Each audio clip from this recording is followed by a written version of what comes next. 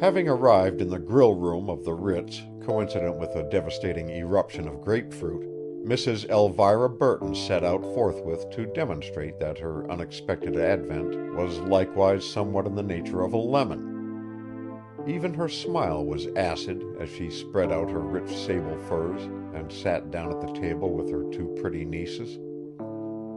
"I have just received a letter from Mr. Hogg, Helen," she began with a rush, regardless of the anguish that was still evident in Helen's lovely grapefruit-bespattered eyes.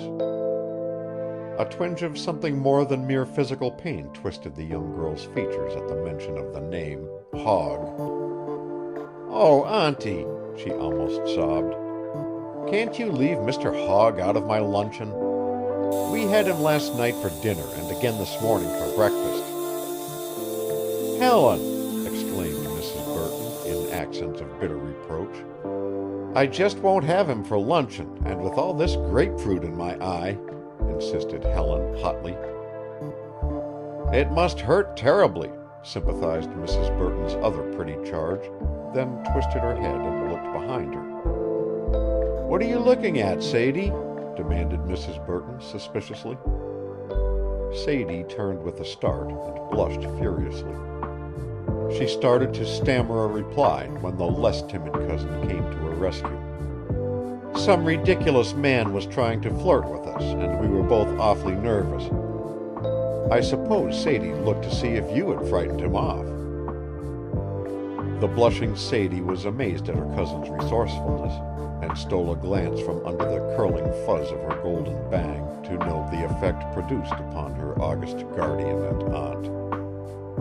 Mrs. Burton groped in her mind for some subtlety that might have been contained in her niece's remark, failed at any plausible solution, and then almost vindictively returned to her original line of attack.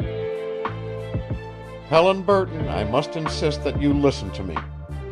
I have broken an engagement for the matinee with my friend, Mrs. Hobbs Smathers of Chicago, for the express purpose of communicating to you the contents of Mr. Hogg's letter. He informs me, Helen, that you are treating him scandalously, that you do not pay the slightest attention to his letters or even answer his telegrams." "Did he say he was getting thin? That would be charming," teased the incorrigible Helen. Mrs. Burton gasped, and the color surged into her cheeks in two flaming danger signals. The glance she turned upon the mischievously laughing eyes of her niece was intended to annihilate every vestige of frivolity. Her ample bosom struggled in its purple velvet casement. Sadie Burton actually shook in her tiny boots as she pictured her aunt in one of her hysterical outbursts, right there in the midst of a host of strangers who seemed to the unsophisticated miss from Omaha to represent the very cream of New York society. Even Helen was sobered by the gathering storm warnings. The smile left her curving red lips and the dimples vanished. All that lingered of her playful humor showed in the impish lights that danced in her expressive eyes. But she was spared the storm. A tiny page, resplendent with myriad buttons, appeared in the entrance of the oak room and lisped the name, "Miss Helen Burthon." He bore in his arms a bouquet of magnificent orchids. Every eye in the room focused upon the tiny flower-bearer, among them the wrathful pair of Mrs. Elvira Burton. "Miss Helen Burthon!" The rage of the older woman had somewhat cooled. She managed to nod her head haughtily to the boy. He came forward briskly with his precious burden of blooms and laid them on the table, then right about faced with military precision and marched away. Now it was Helen Burton's turn to blush, and her agitation was as pretty to see as anything those who continued to stare in her direction had ever witnessed. Her dimples were positive hollows from which her blushes seemed to fountain. She did not reach for the bouquet, though, because her hand trembled so, and there was actual fear in her eyes as she shrank back in her seat and regarded her aunt. Mrs. Burton was not loath to seize upon any leverage that might give her sway over her rebellious niece. With a smile that was unequivocally malicious, she slowly raised the bunch of orchids and turned them over. The bouquet was tied with a delicate mauve satin ribbon that perfectly matched the gown worn by her niece. Mrs. Burton looked at the ribbon and then at Helen's dress. There was accusation in the glance. Her eyes studied the orchids.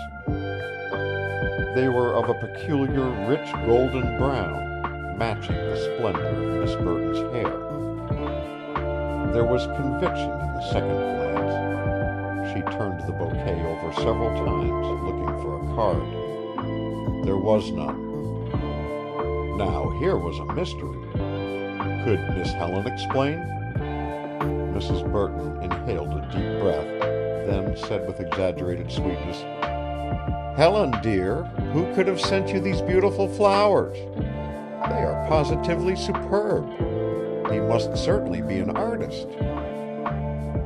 Great as was her first panic, the young girl quickly rallied to her own defense. She had only waited to be sure there was no card, no incriminating mark of identification. She leaned forward on her elbows, sighed rapturously, and exclaimed, "Aren't they exquisite, Aunt El?" "I asked you, Helen dear, who could have sent them?" There was something distinctly feline in the purring tones as the question was repeated. "Why, isn't there any card, Aunt El?" fenced the girl. Come, my dear, why keep me in suspense? You can see there is no card. Can it be one of the young men we met at the Grangers last night? I hardly think so, for it is execrably bad form to send flowers to a public dining room by a page in buttons. Helen shook her head and assumed an air of great perplexity. She stole a glance across the table at Sadie, but that shy little cousin seemed on the verge of tears. Mrs. Burton intercepted the wireless appeal and shifted her cross-questioning to Sadie. She was determined to unravel the mystery. She read Sadie's panic as a symptom of guilty knowledge. But Sadie was loyal to the cousin and chum she adored and proved surprisingly game under fire. Indeed, she succeeded in breaking down her aunt's cross-examination and bringing the inquest to ruins by suddenly clapping her hands and blurting, "Maybe Mr. Hogg sent them by telegraph." The outrageous absurdity of the statement gave it cataclysmic force. Helen embraced Sadie with her eyes and then added her own broadside. "That really was splendid of him, Auntie El. Now you can tell me all about his letter." "I will reserve that until later," said Mrs. Burton icily. "If you have finished your luncheon, Helen, please pay the check and we shall go." End of chapter 2. Recording by Roger Moline.